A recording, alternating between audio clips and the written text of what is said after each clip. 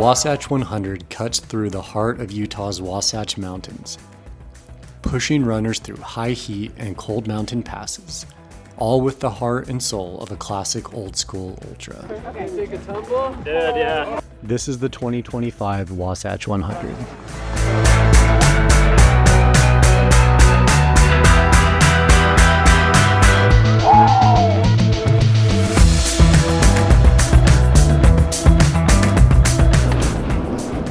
All right, it is a 3:45 in the morning, and I'm heading over to the start of the Wasatch 100. So I showed up to Wasatch about an hour or so before the start, and the start line is literally just this piece of tape. Like, there is zero fanfare at the Wasatch 100. Yeah, I don't know. We'll see. Yeah, it might be my last one. Who knows? I doubt that, there's buddy. my wife over. This is my last one for sure.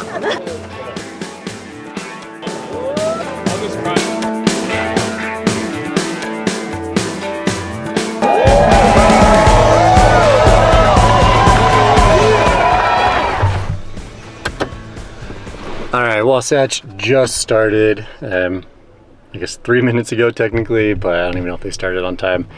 Wasatch is kind of like the pinnacle of old school events where not a lot of fanfare, not a lot going on, which is super cool. It's just fun to see people out here stoked to run 100 miles through the Wasatch. So for a course description, I sat down with Brian Beckstead. And Brian Beckstead is one of the co-founders of Altra Running, and he lives near the finish line, and he's ran the race multiple times. So let's see what he has to say. So yeah, let's do it. Let's start at the beginning. Like, where does the Wasatch 100 start? Yeah, I mean, Wasatch 100 starts right there in Farmington. It's just north of Salt Lake City, not far. And it goes straight up the mountain. I mean, that initial climb is unrelenting. It's, I think, close to over 4,000 feet of elevation gain just in the first few miles of the course. And you get up and you just ride the ridge. And that's what's really cool about the race is lots of ridge running, a lot of just up and down along that Wasatch Front Range. And of course, the aid stations are the canyons. And so you descend down into the aid station, you climb right back up onto the mountain, right along the ridge. And so the aid stations really follow the canyons, which is pretty fun. And then, of course, it finishes at a pretty historic venue there, Soldier Hollow, which is the cross-country and biathlon Olympic venue. Leaving the start line, I drove south towards Bountiful and up to the Bountiful B aid station, which is mile 16 and a half.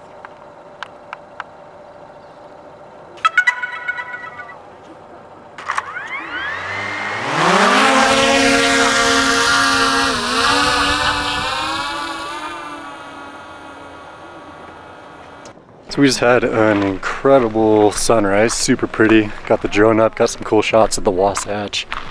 And behind me is the Bountiful B aid station, and the Women of the Wasatch running group is kind of manning that, or womaning that, I don't know how you would say that.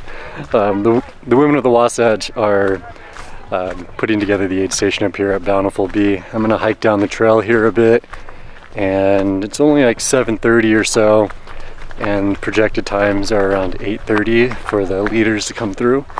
So we got a few minutes, but it's beautiful up here.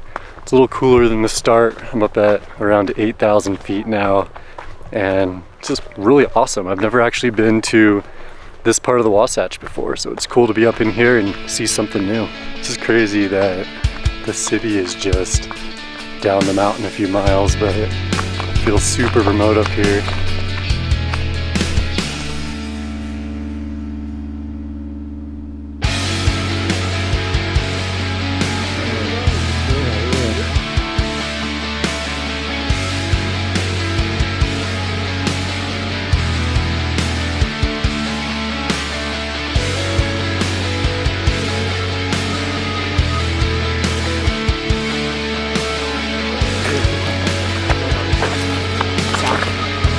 How's it going? Good man, how are you? Good.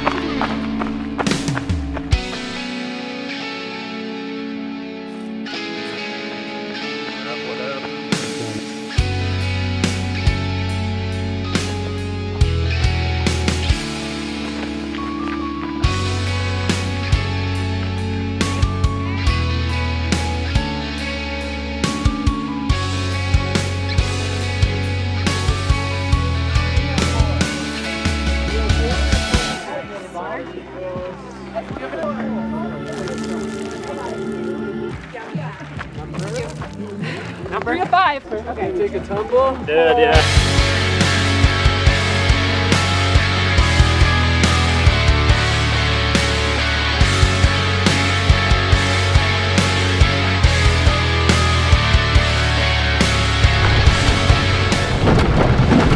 I'm leaving the Bountiful, the aid station, which was mile 15 or so, and heading over to Big Mountain. And Big Mountain is around the 50K mark and the first crewable aid station of the event. So it's about an hour drive over there, and it's really not that far mileage-wise, but I have to go down this bumpy dirt road, get back on the freeway, and then go back up the mountain. So it's gonna take a minute to get over there.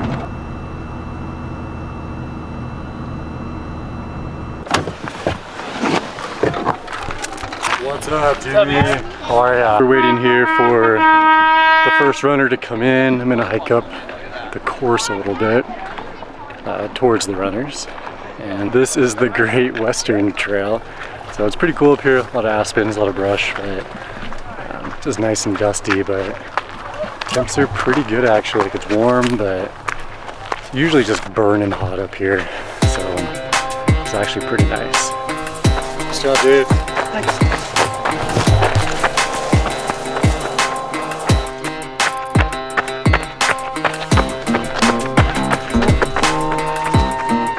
Alright, I want to stop for a sec because the Wasatch is just freaking cool.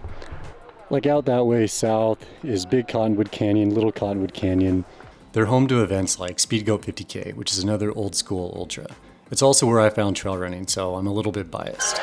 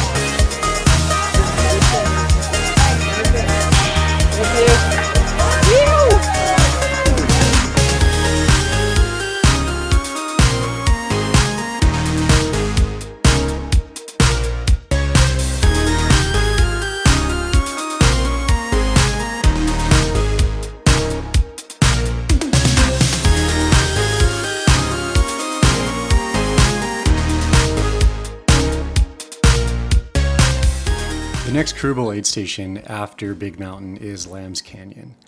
And Lambs Canyon is about halfway through the event.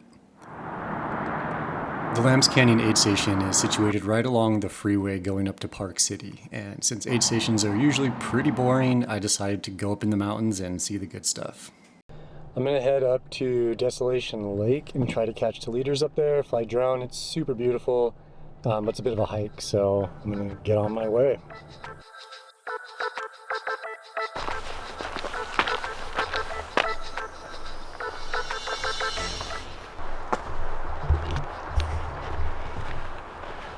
Okay, this is way better, and I'm out of focus. This is way better than Lambs Canyon. I'm on the trail up to Desolation Lake, or maybe Lake Desolation, I don't remember. But it's nice and quiet, Big Cottonwood Canyon. Smells wonderful, trail's beautiful, and it's just really nice out. I'm hiking up, it's about 8 miles round trip or so to the aid station. And I'll probably go a little bit further up to, I think it's called Red Ridge, something like that. But also, I've never ran 100 before. And Wasatch was actually one of the first events that I ever paced at. I paced from Lambs Canyon to the finish, which was about 50 miles, and kind of fell in love with the race, moved away, but I always thought Wasatch was cool, so maybe I'll sign up for next year.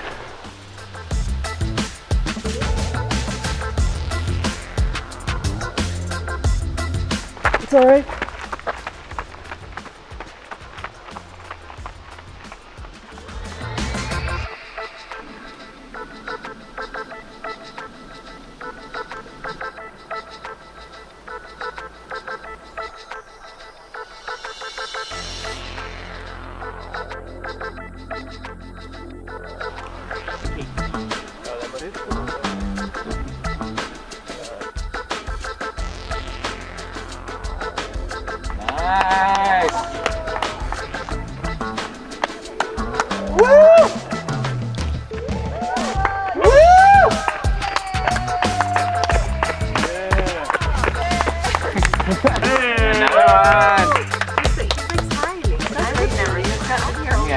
The other guy is about 20 minutes out. Nice job.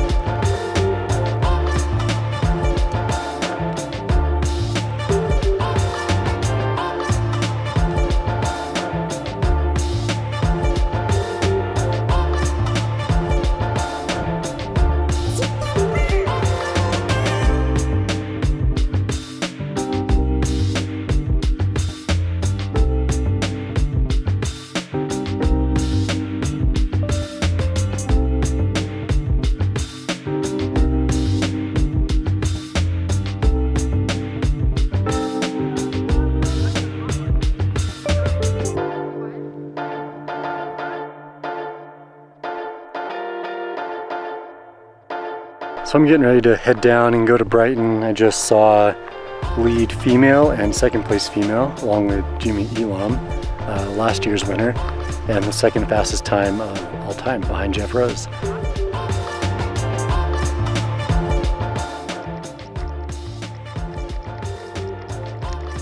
You good, dude?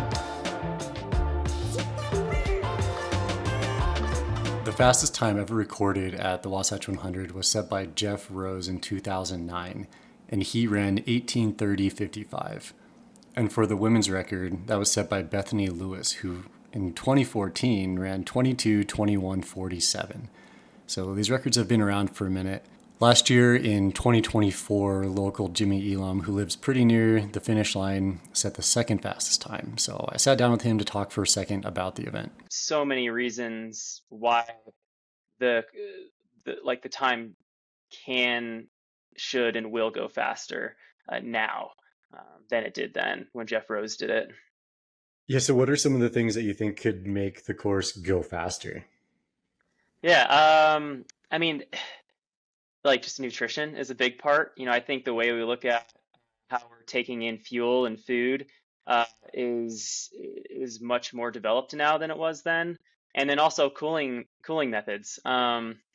It's kind of crazy to see, like staying cool in a race isn't anything new, but I think it's much more like widely used now. Like using ice bandana and just uh, having like a really dialed crew helping you with that, managing the heat, managing your nutrition. Wasatch doesn't really care who you are, and in the best way. It's a graduate level 100 for sure. I think like Browning said that, and Meltzer said that, but uh, it's truly one where you need to go in if you're trying to run sub 20 hours. Everything needs to go perfect. After hiking down from Lake Desolation, I drove up the road to Brighton, which is around mile 70 the event. And at this point, it gets kind of hard to shoot the event as it's just dark, not a lot of light out there, and the access to the rest of the course is really difficult.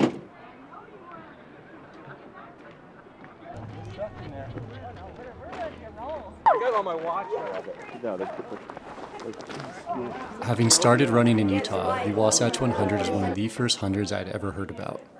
My first year at Wasatch, I actually paced 50 miles from Lambs Canyon to the finish. And since pacing, I've gone back multiple times shooting for different brands and shooting different films. So for me, the Wasatch 100 is very special.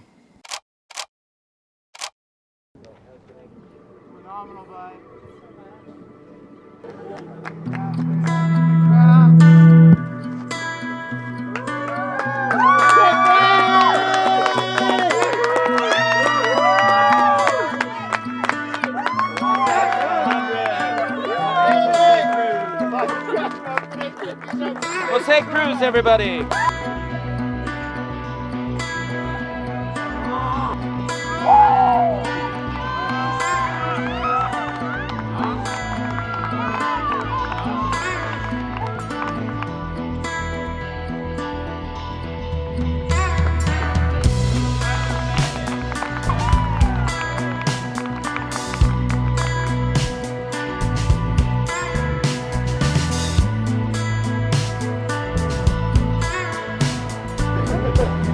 You did it! Yay!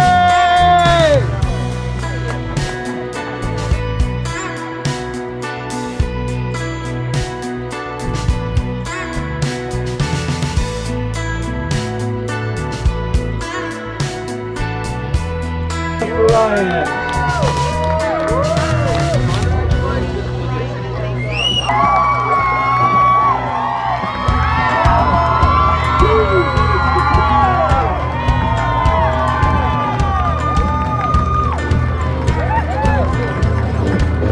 By our best math, that's our last finisher this year. The Wasatch 100 is really just a hard, old-school 100-miler. And honestly, I really want to sign up. So maybe I'll see you out here in 2026.